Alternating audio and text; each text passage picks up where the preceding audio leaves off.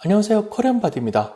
이번 시간에는 투자에 관한 정보보다 그 전에 해야 되는 좀 더 기본적인 준비인 비상금 이머전시 펀드 마련에 관해서 이야기를 드리도록 하겠습니다. 비상금을 얼마나 마련해 둬야 되는 것이 좋은지, 또 돈을 어디에 넣어야 되는 것이 현명한지 간단하게 알려드리는 시간을 가지도록 하겠습니다. 제가 뜬금없이 그동안 펀드 이야기, ETF 이야기, 은퇴계좌 이야기만 하다가 갑자기 왜 비상금 얘기를 꺼내냐고 하면은요, 이 링크드인이라는 사이트가 있습니다. 역시 소셜 사이트인데요. 개인의 이야기를 올리는 페이스북이나 인스타그램과는 달리 구직, 구인, 그리고 비즈니스 용도로 쓰는 소셜 사이트가 되겠습니다. 나는 이러한 프로젝트를 하고 어떤 코스를 끝냈다고 하면서 자신의 이력서를 업데이트하고 또 관심이 있어 하는 회사들에게 알리는 기회가 되고요. 또 구인을 하는 헤드헌터들이나 리크루터 등은 올라와 있는 이력서랑 프로필을 보면서 개인적으로 연락이 오기도 합니다. 저 같은 경우도 링크드인을 통해서 굉장히 좋은 결과를 얻은 적이 있고요. 혹시라도 구직을 하고 싶으신데 아직까지 링크드인 프로필이 없으신 분은 프로필을 만들어서 운영을 해보시기를 추천드립니다. 지금 직장에 다니고 있는 동료들이랑도 연결이 되어 있지만 또 이직을 하면서 연결된 것은 그대로 가기 때문에 전 직장 동료, 전 직장 동료들과도 여전히 계속해서 연결이 되어 있고 정보 등을 주고받으면서 계속 관계는 유지하고 있습니다. 그런데 어제 날짜로 제가 조금 놀랐던 게 이제 지금 현 직장 동료는 아니고요. 전 직장 동료인데 뜬금없이 I'm looking for a new opportunity. 나는 새로운 기회를 찾고 있다. 구직을 하고 있다라는 소식이 뜬금없이 페이지에 올라오더라고요. 개인적인 연락처는 가지고 있기에 텍스트를 해가지고 괜찮냐, 무슨 일 있냐 그러면서 이렇게 살짝 물어봤습니다. 물어보니까 이 직장 동료가 하는 말이 이번에 정리해고 당했다고 그럽니다. 굉장히 일도 잘하고 똑똑한 친구였는데 정리해고를 당했다고 그래서 조금 궁금해가지고 제가 다른 전 직장 동료 B에게 역시 또 텍스트를 또 살짝 물어봤습니다. A가 정리해고 되었다는데 도대체 어떻게 된 거야? 라고 살짝 물어봤는데요. 소식이 굉장히 빠르게 전해지나 하면서 사실은 나도 잘렸다는 그런 안타까운 소식을 전하더라고요. A에 관해서 물어보려다가 B까지 잘렸다고 그러니까 의아해 했는데요. 이야기를 해주는데 우리 팀, 그러니까 제가 얼마 전까지 있었던 그 팀에서 정리해고가 돼서 거의 반 가까이 되는 4명이 정리해고를 되었다고 그럽니다. 저랑 잘 알고 지내던 직장 동료 4명이었습니다. 쏘리하다 그런 말만 하고 위로의 말을 전하고 얘기를 했는데요. 제가 유튜브에 올리는 내용이 투자하는 법, 은퇴계좌 마련하는 법 등등이니까 궁금하더라고요. 과연 이 사람들은 비상금을 어느 정도 모아놨을까? 다음 직장을 가지기 전까지 과연 충분히 버틸 돈들이 있을까? 이런 것들이 좀 궁금해지더라고요. 좀 삥 돌아왔는데 이번 시간 주제에 관해서 간단하게 얘기를 드리도록 하겠습니다. 비상금 이머전시 펀드. 미국에 사시면서 직장 생활을 하시는 분들 혹은 자영업을 하시는 분들 포함해서요. 도대체 비상금을 얼마나 마련해 둬야 되는 것이 좋은지 여러 뉴스 기사를 통해서 한번 알아보는 시간을 가지도록 하겠습니다. 너드월렛에 올라온 기사입니다. 마가렛 버넷이라는 분이 올라온 기사 되겠는데요. How much should I have in saving? 즉 비상금으로 얼마나 저축을 해놓는 것이 좋은가요? 라는 질문인데요. 여기에 관해서 대부분 답을 하는 것이 3개월에서 6개월 정도의 지출을 감당할 수 있는 만한 돈이 비상금으로 마련해 둬야 된다고 그럽니다. 생각했던 것보다 굉장히 많은 금액으로 느껴지시는 분들이 계실 거예요. 3개월에서 6개월이라 그러면 굉장히 많은 금액인데요. 직장 다니시는 분들은 연봉의 4분의 1 혹은 2분의 1 가량을 저축을 해놓고 계셔야 된다는 이야기입니다. 인베스토피디에 나온 글 역시 소개시켜 드리겠습니다. Financial Expert, 재정 전문가들이 추천하는 금액은 6 months of expense, 즉 6개월에 해당되는 지출을 감당할 수 있을 만한 돈을 가지고 있으라는 것입니다. 예를 들어서 한 달에 5,000불을 소비한다면 3만 불을 가지고 있어야 된다는 이야기입니다.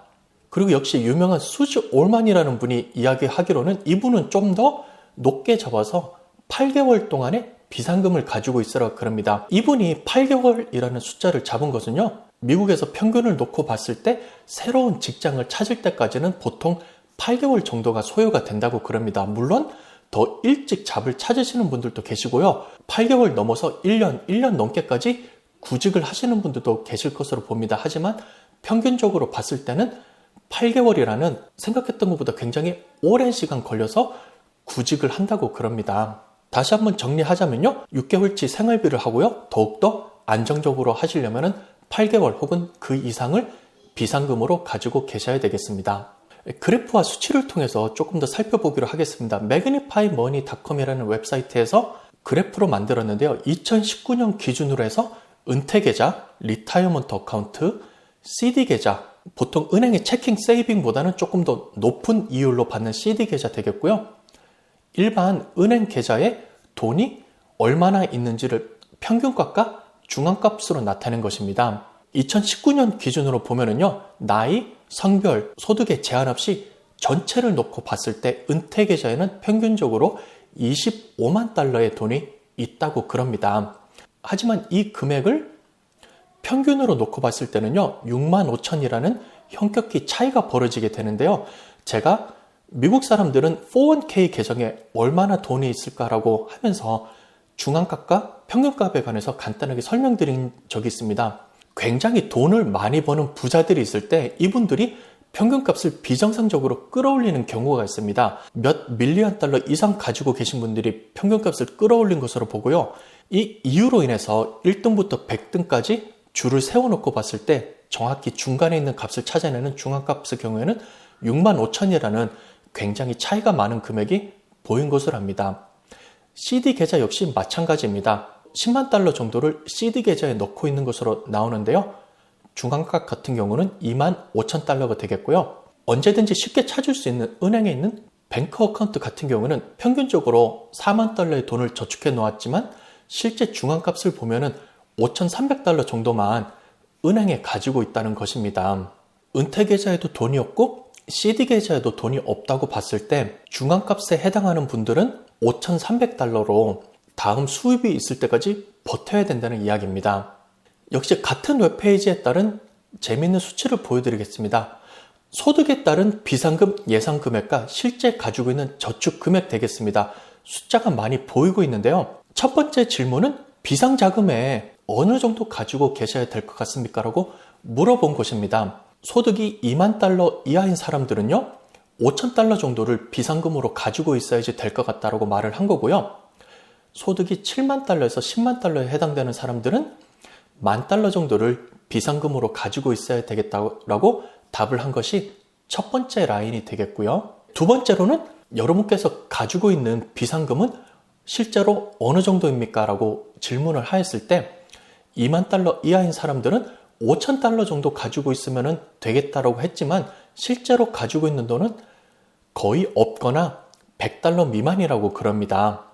그리고 7만 달러에서 10만 달러에 해당되는 사람들은 1만 달러 정도 가지고 있으면 되겠다라고 답을 했고요. 실제 가지고 있는 돈은 5천 달러에서 1만 달러 정도라고 그럽니다. 이 데이터를 바탕으로 해서 가장 아래쪽에 있는 것은요, 실제 본인이 예상했던 것보다 적게 가지고 있는 퍼센트가 되겠습니다. 2만 달러 이하로 소득이 되신 분들은요, 자기가 예상했던 5천 달러보다 적게 가지고 있는 사람들이 거의 3분의 4가량 되는 74%에 해당되는 사람들이 본인이 예상됐던 금액보다도 적게 가지고 있고요. 2만 달러에서 4만 달러 정도 소득이 되시는 분들도 5천 달러 정도 있으면 되겠다라고 예상을 했고요. 조금 더 높은 금액인 500달러에서 1000달러 정도의 비상금을 가지고 있지만 본인이 예상한 수치보다도 훨씬 더 많은 수에 해당되는 분들이 그 금액을 가지고 있지 않다는 것을 보고 있습니다. 소득이 높으면 높아질수록 예상 금액도 높아지고요. 실제 가지고 있는 금액도 높아지지만요. 여전히 예상 금액보다 적게 가지고 있는 분들이 굉장히 많은 것을 알 수가 있습니다. 그렇다면 비상금을 어디에 놔둬야 될까요? 전문가들이 이야기하기로는 리퀴드 에셋, 즉 즉시 현금화 가능한 자산에 돈을 놔두라고 그럽니다. 집에 있는, 여러분께서 손에 들고 있는 지폐 현금이 되겠고요. 급히 돈이 필요할 때 캐시로 페이를 하거나 아니면 은행에 바로 저축을 하여서 이체를 하든지 카드를 이용함으로써 쓰실 수가 있습니다. 그리고 캐시는 아니고요. 캐시 계좌, 머니마켓 계좌 역시 즉시 현금화가 가능합니다. 여기서 말하는 것들은 은행에서 사용하고 계신 체킹 어카운트나 세이빙 어카운트가 되겠고요. 그리고 CD의 경우 정해진 연도가 아니라 미리 해약을 하게 되면 페널티 등이 있을 수 있는데요. 요즘은 페널티 없이 원금과 그동안 있었던 이자만 가지고서 쉽게 해약할 수 있는 CD 역시 많습니다. 따라서 은행을 이용해서 필요한 돈이 있을 때 카드로 쓰거나 현금을 찾아서 쓸 수 있는 이러한 것들 역시 리퀴드 에셋, 현금 가능한 자산이 되겠습니다. 그리고 요즘 여러분들이 많이 하고 있는 투자 계좌 그리고 은퇴 계좌 역시 현금화가 가능합니다. 여러분께서 사놓으신 주식, 채권, 뮤추얼 펀드, ETF 등등이 장이 열렸을 때 거래를 하셔야 되고 매수를 한 돈이 은행으로 돌아오기까지는 조금 시간이 걸릴 수 있는데요. 역시 며칠 내로서 원하시면은 필요한 돈을 현금화할 수 있는 이러한 리퀴드 자산이 되겠습니다. 브로커리지 계좌 같은 경우는 현금화가 쉽겠고요. 은퇴 계좌 같은 경우에 케이스에 따라서 역시 현금화가 가능할 수가 있습니다. 로스 IRA 같은 경우는 원금 같은 경우는 별도의 페널티 없이 바로 찾을 수 있는 이점이 있고요. 병원비로 써야 되거나 가계에 어려움이 있거나 집을 사야 된다는 등의 특정한 조건에 따라서는 401k, IRA 등을 별도의 페널티 없이 인출할 수 있는 케이스가 있습니다. 정말로 필요할 때는요. 페널티도 먹고 세금도 떼면서 이미 투자한 돈을 가지고 오실 수 있으니까요. 비록 손해를 보시기는 할 거지만 현금이 가능하기도 합니다. 그리고 보험계좌 역시 정해져 있는 상품과 팔리시에 따라서는 현금화 가능한 자산이 되겠습니다. 정해진 기간보다 일찍 해약을 하게 되면 돈을 많이 물을 수도 있고요. 캐시밸류가 어느 정도 쌓였느냐에 따라서 그동안 투자했던 원금 정도는 건질 수 있거나 혹은 투자했던 원금보다도 적은 돈을 가지고 올 수 있는데요. 어찌되었건 원하면은 현금화가 할 수 있기 때문에 여기에 나열된 투자 계좌 역시 리퀴드 에셋으로 보고는 있습니다. 하지만 투자 계좌를 통해서 비상금을 저축하는 것은 조금 위험성이 있습니다. 여기에 관해서 이야기를 드리고자 합니다. 요즘 은행에 돈 넣는 것이 굉장히 재미가 없는데요. 저보다 더 선배이신 분들은 예전에 은행에 저축을 했을 때 높은 이자율을 받으신 것들을 기억을 하실 거예요. 그런데 요즘은 목돈을 은행에 넣어놔도 몇 년 지나도 거의 불안한 것이 보이지 않을 정도로 굉장히 이자율이 낮습니다. 따라서 이런 분들은 은행에 넣어놓을 바에 S&P 500 따라가는 뮤추얼 펀드에 넣어놓자라고 생각을 하실 수가 있습니다. 경기가 계속해서 우상향하는 것이고 어느 정도 올랐을 때 빼면 되지 않냐라고 생각하실 수가 있겠는데요. 조금 안 좋은 예를 일부러 들어보겠습니다. 그동안 은행에 돈을 놔두셨는데 너무 이자가 안 붙어서 미국에서 가장 큰 대기업 500개를 쫓아가는 뱅가드 S&P 500 뮤추얼 펀드 VFIAX에 돈을 넣어놓기로 가정을 했다고 합니다. 2020년 1월 1일부터 비상금 $10,000를 저축하셨는데요. 해필 코로나가 터져서 조금 정신을 차리자마자 3월 19일 날짜로 25%가 추락을 해서 $10,000가 $7,400가 되어버렸습니다. 그리고 특히 3월 이전에 개인적인 이유로 직장을 그만둔 경우는 실업급여를 타기가 어려울 수도 있고요. 한 달 지출이 $3,000 정도 된다고 가정을 했을 때 3개월 정도 버틸 수 있는 금액이 2개월 조금 넘게 버틸 수 있는 금액밖에 남지 않게 됩니다. 물론 이전 그래프는 여기 그림에서 보시는 것처럼 높았을 때 투자를 시작하고 코비드라는 특수 상황 때문에 돈이 떨어지는 안 좋은 케이스를 예상한 건데요.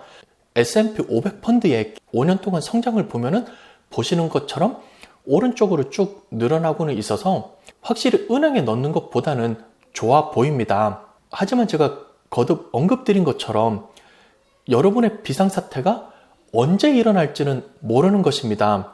여기서 보시는 것처럼 경기가 좋을 때 비상금이 필요하게 돼서 많이 불어난 금액을 꺼내면 그나마 다행인데요.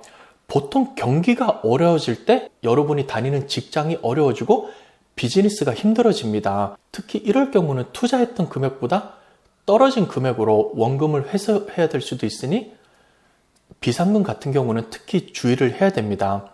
따라서 언제 비상금이 필요할지는 아무도 모릅니다.